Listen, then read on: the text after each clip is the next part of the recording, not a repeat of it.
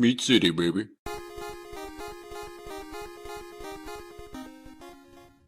Hello and welcome back to Meat City Gaming. JD here with Chapter 11 of my Banner Saga 2 hard difficulty playthrough.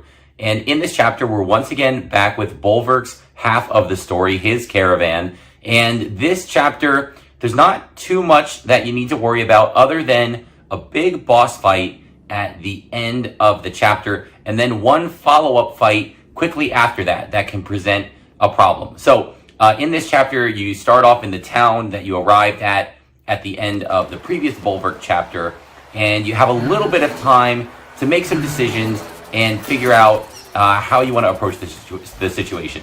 The dredge are attacking the town. You can try to leave, which will prompt a battle.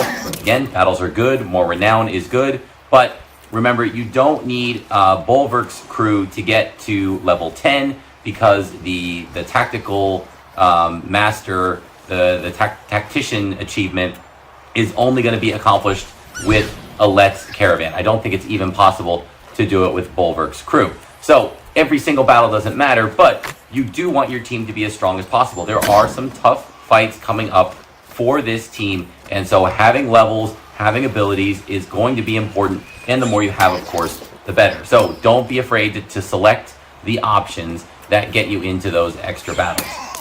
The big thing that's going to happen here after you flee the town, there are some difficult battles trying to flee the town.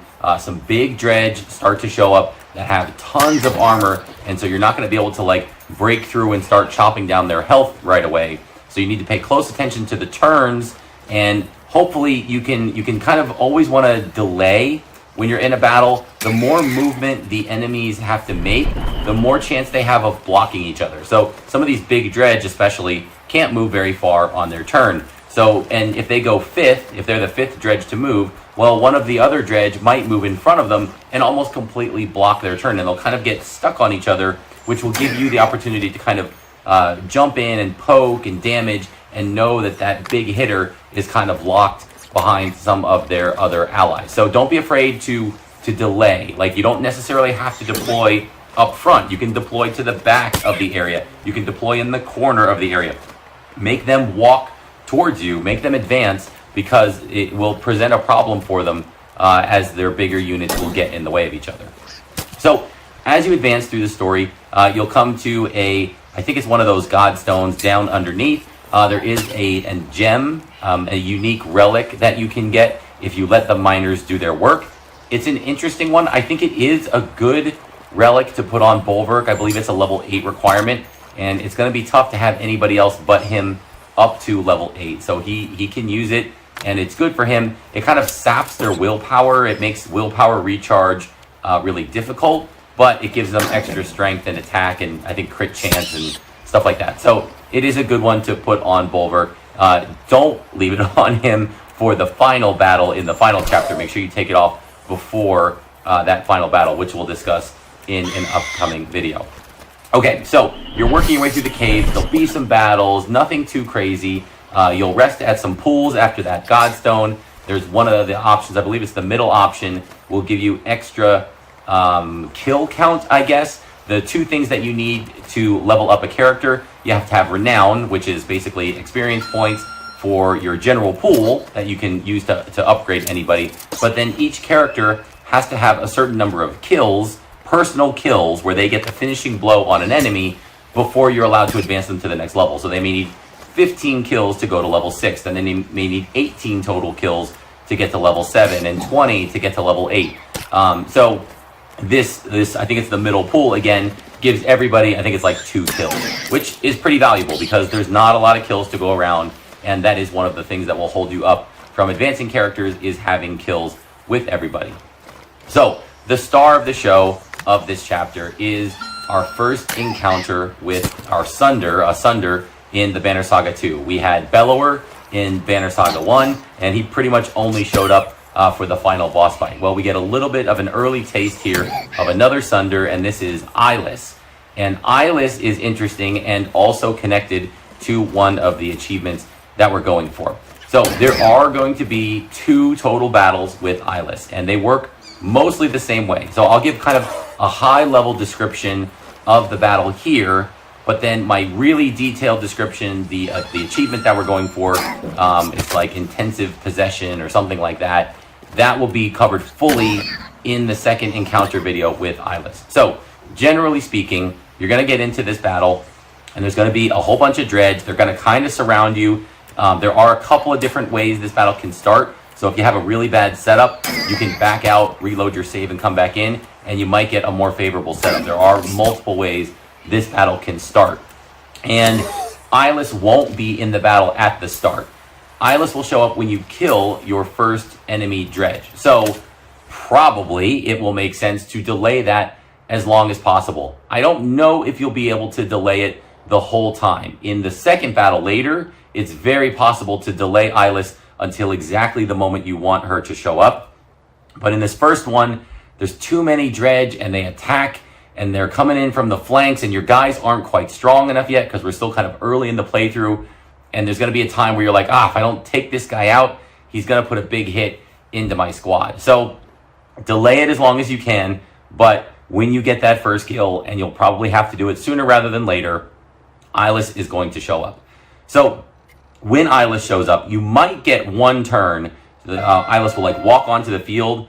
I think the first thing she'll do, I don't think you'll even get a chance to attack her. She'll enter the battle, walk onto the field, and immediately take possession of the downed unit. So hopefully it's a dredge. You take out a dredge, she'll come onto the field, and then she'll possess that dredge. Now that's not so bad because she'll give it some health and some armor, but not a lot. It might have 5 or 6. So it's not a big threat. Obviously, if you have a weak character, it can take them out, and it is something that you want to be concerned about. But the problem is, as soon as you take that unit out, Eyeless is going to pop out of the possessed unit, right? That unit dies again. Eyeless pops out and is now unpredictable where she'll show up. I have not been able to discern a pattern, a prediction. It can be anywhere. So you could have, a nice arc umbrella set up with your Zephyr in the back, your buffer, your healer, like protected, and you've got your tank in the front and all the dredge are contained. And then you take this guy out and Eyeless pops up in the back row and wipes out Zephyr or Bolverk in one hit. So that's really dangerous. There's not a lot you can do to prevent it other than space your units and kind of hope. And if you put them in certain spaces, there's crevices in the map, like little not enterable squares. So you might be able to use those to kind of control the flow of the battle and protect your units. So the big thing you need to do is survive that first pop out from Eyeless. And so one way you can do that is when Eyeless possesses a unit, maybe you keep that unit alive, which is easier to do because it's going to be in a weakened state. And then you try and take out all of the rest of the dredge first. And then you have just that last enemy left, which puts you into the pillage mode. So then all of your units get their turn at the same time. And so the big thing you want to do, you'll take that unit out. Eyeless will pop out. Maybe you can even set it up where Bolverk does his Cull the Weak, where he takes out the unit that's being possessed and he'll get a bonus turn. So then Eyeless pops out, and I think you should get that immediate turn before Eyeless goes. Otherwise, when Eyeless pops out, she gets to take her turn immediately. And when Eyeless enters the field, I think she has 22 health in hard mode and 20 armor, or it's 22-20 or 20-22, one way or the other. It's a lot, and she can one-shot almost every character, right? I mean, if you got a character with 10 or 11 armor and 10 health, well, a 22 hit is going to bring them down to like 0 or 1, depending on exactly how much armor and health you have. Super dangerous. On top of that, she can cause poison, and the poison can spread. So one of her main moves, she'll walk up to a unit, she'll do a big hit, and it'll poison them, and it'll knock them back. And if they slide adjacent to any of your other units, like not that they hit them, they just slide past them. So one square and the adjacent square, and they go sliding past that adjacent square, the unit that got hit gets poisoned, and the adjacent unit that got passed by gets poisoned. And so now your characters are losing health every turn, and now you're on a really quick accelerating clock because that health is just going to tick, tick, tick, tick, tick. So in general, if you're just trying to beat Eyeless, if you're just trying to beat hard mode, the only thing you really need to worry about is that first pop out from Eyeless. If you survive that, then you can just have everybody swarm and attack, hack the armor down, put in 2 big hits to health. She'll be really weak. She might jump into 1 more possession. You can kind of use that as a breather, maybe heal some armor. And then when she pops out again, she'll be weak, so she won't one-shot anybody. you can pile on and take her out on that second pop out. However, one of the things we're trying to do is get the intensive repossession achievement. And so in order to do that, you need to witness Eyeless possess a unit 10 times. And they have both battles to do it. So ideally, if you get 5 here and you get 5 in the second one, that's pretty easy. That's pretty straightforward. And you can split it down the middle. I do think it's easier, and you will see in this playthrough, I don't get too many possession witnesses in this first battle. I think I get 3. And so that means I need 7. I might get 2 and 8, whatever it is. I don't get many here, and I get most of them in the second battle. And that's fine. The second battle to me is much easier, much more controllable, because you can kind of much more easily predict Eyeless's first move, and therefore you can get ready for it and prevent a big hit, which ruins your whole battle. So if you do survive that first hit, if you want to get that 5 or 6 possession in this first battle, the way that you need to do it is mostly the same, right? Eyeless is going to come onto the field, possess that first unit. You'll take that unit out. Eyeless will pop out. Hopefully you survive that first hit. Pile on the damage. Get her down to really low health. 2 health. 3 health. And then it should be every other turn, give or take, but usually it's every other turn. Eyeless will then go into another fallen dredge or ally if you have one, but hopefully you don't. So she'll possess somebody every other turn. And you can just keep bouncing that, because if she is down to 2 health and possesses a unit, when she pops out, she'll still be at 2 health. Not a big threat, not a big deal. You can kind of control that. One thing you need to watch out for, though, is Eyeless's willpower.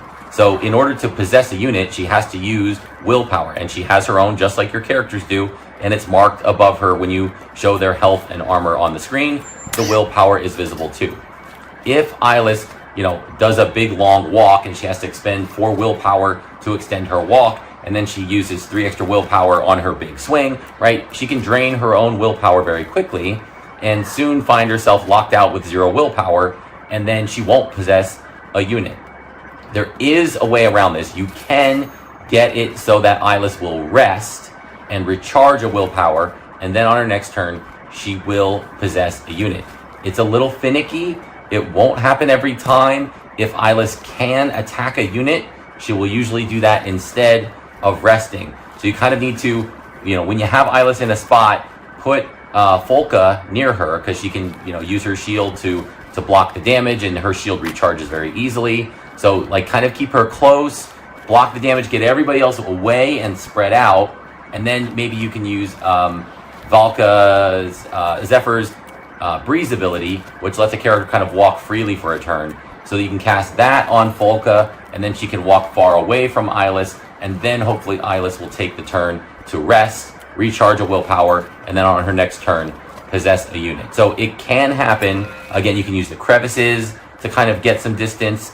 So there are ways to manipulate that and draw out the battle. And if you do that, Eyeless will continue to possess units and work towards the 10 that you need for that intensive repossession achievement. I don't think there's enough bodies in this first battle to do it only in this battle. I don't think you can get the full 10 here, but you can get a bunch. You can get definitely 5 and maybe a couple more than that even.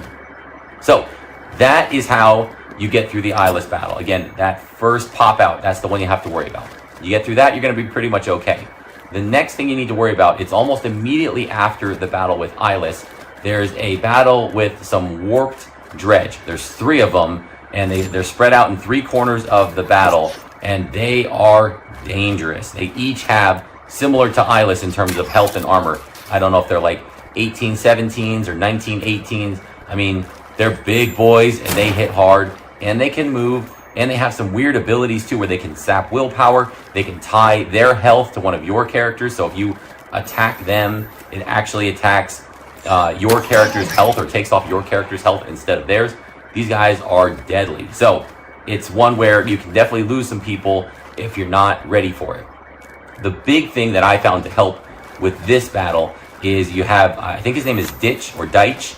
He is a little stealth guy that you'll pick up, I think, during the beginning of this chapter. He's useful because when you have a character that's stealth, the enemy can't see them, and if on their turn they walk into the block that your stealth guy is on, they stop moving and it ends their turn. They don't unstealth the guy. They don't attack the guy. They just burn their turn. They'll walk, They hit the guy, they go, ooh, stop, and that's it. Their turn's over. So you can position him to be kind of your frontline guy to one of these dredge. You can go pick whichever one's closest. You're like, oh, that guy can reach everybody. So you put Deitch in a position that the thing will block up against him, and then everybody else is really close behind Deitch. And so the dredge will go, walk, bump into Deitch, lose its turn, and then everybody can swarm attack and try to take that one out very quickly, or get it weak so that then you can focus on the other two. I would not recommend splitting your team into 3 groups of 2 and then having each group of 2 take on one of the dredge. They're too powerful, and remember, they're going to get 2 turns for every one of your characters, because you've got 6 guys on the field and they've got 3. So their number 1 guy is going to take a turn every 3 turns, right? Dredge 1, dredge 2, dredge 3, dredge 1. And your guys are going to go, character 1, 2, 3, 4, 5, 6, then 1, 2, 3, 4, 5, 6. So it is dangerous. I would definitely pile on one at a time and at least get them low. Maybe you get them to 1 health, 2 health, and then you can leave them hang around because they're not much of a threat.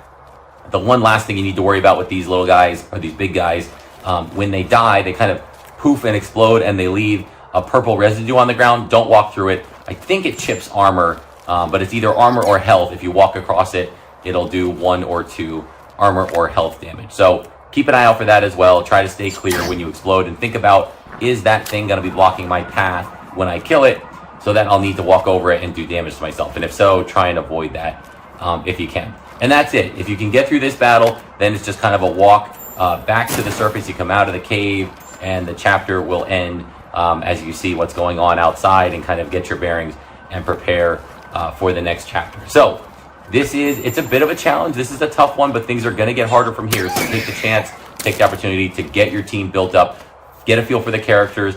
Ollie is really good. Deitch is really good. Bolverk, Folka, and then you're going to fill in 1 or 2 more after that. I like Krumer, and then the last one is kind of your own choice on how you like to play.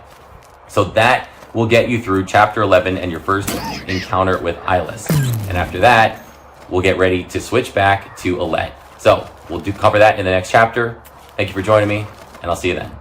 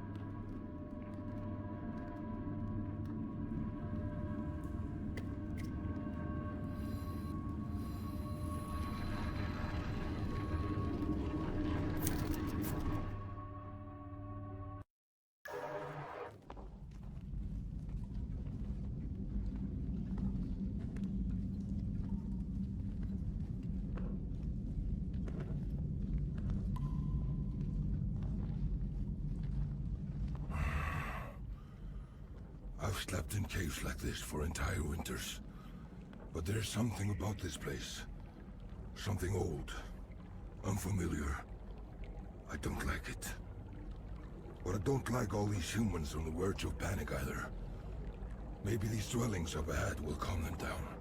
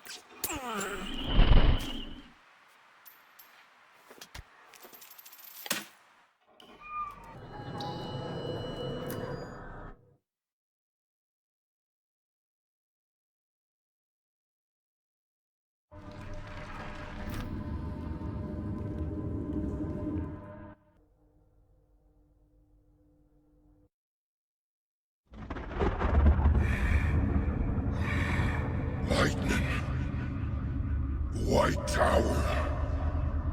Who am I?